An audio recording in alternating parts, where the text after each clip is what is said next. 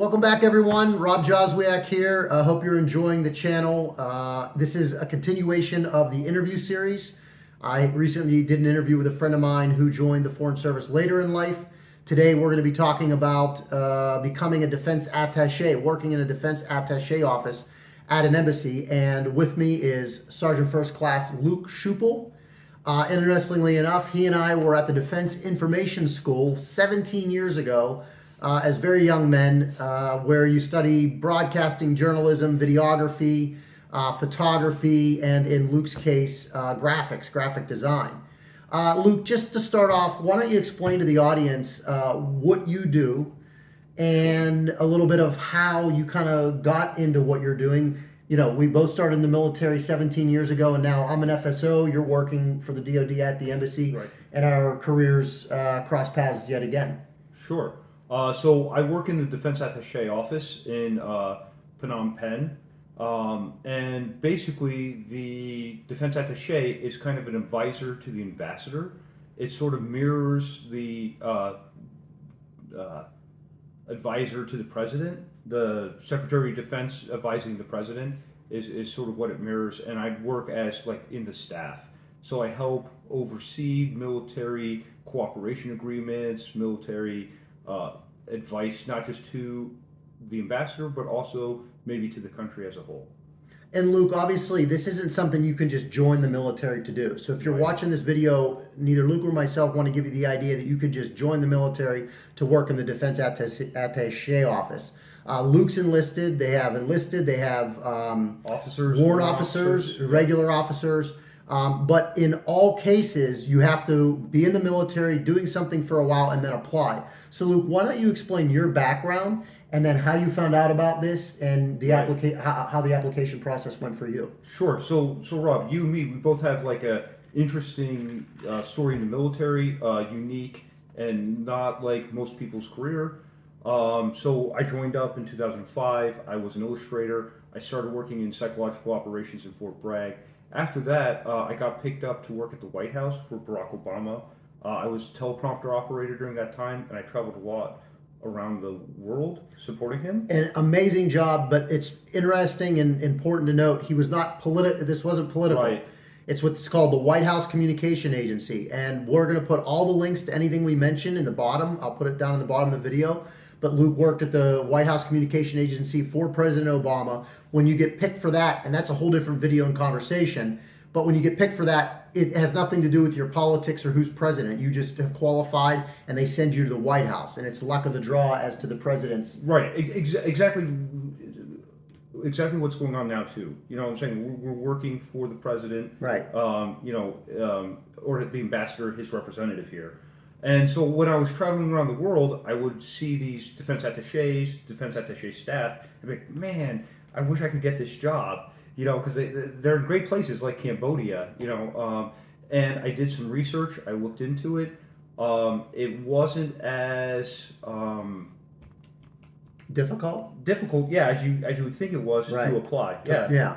And worth mentioning, Luke, that every Air Force, Navy, Army, Coast Guard, Marines, they all have a different process. Yeah, right. They all have a different process, and they're all looking for similar things. But we all go to school together, we all learn together, and then we all go to just different countries. Right.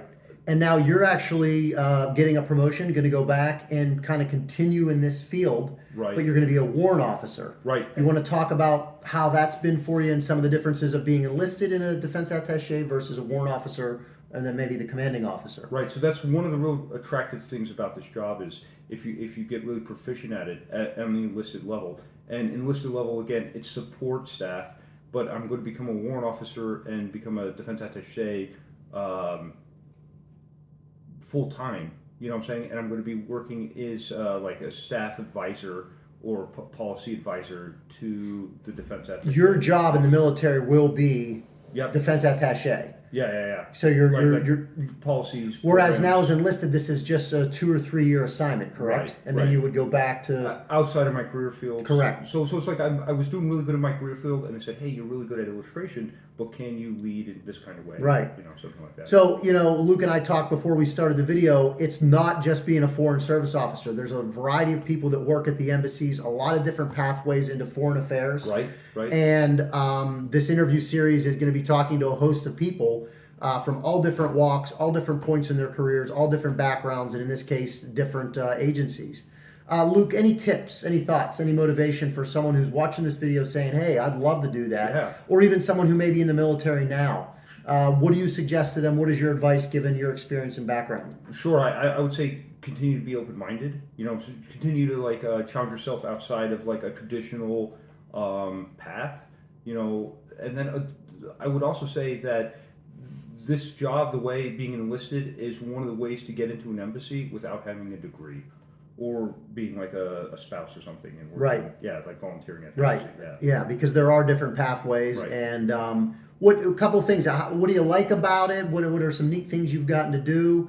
Tell the folks a little bit about, what it's like doing your job. Yeah, man. I really like being able to see upper level policy. You know what I'm saying? These are things that you normally would never touch or never see or understand. And here I'm working on status of forces agreements or opening up a new Air Force base or, things like that. Cooperation between two countries, training and making another force as professional as the U.S. military. Right. Yeah. Because it's not just FSOs, foreign service officers, U.S. diplomats, which is what I am, but diplomacy and foreign affairs from the American perspective requires a host of Americans, and Luke is one of them. Just happens to be working for the DoD. Smaller unit, but definitely still a pathway for you.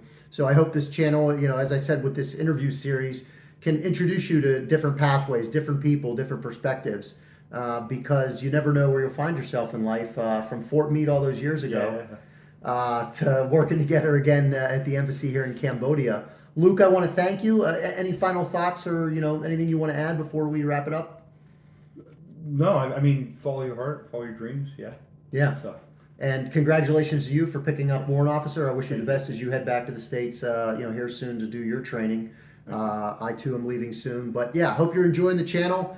I'll link this one to an interview I did last year with a Navy enlisted member who was doing medical research. I'm going to continue to do these interviews with different folks. I hope you enjoy them. Any comments, please, questions, put it below. I'm usually quick to answer on the channel, and anything we touched on that has a link, we're going to put in the description of the video, so be sure to check that out.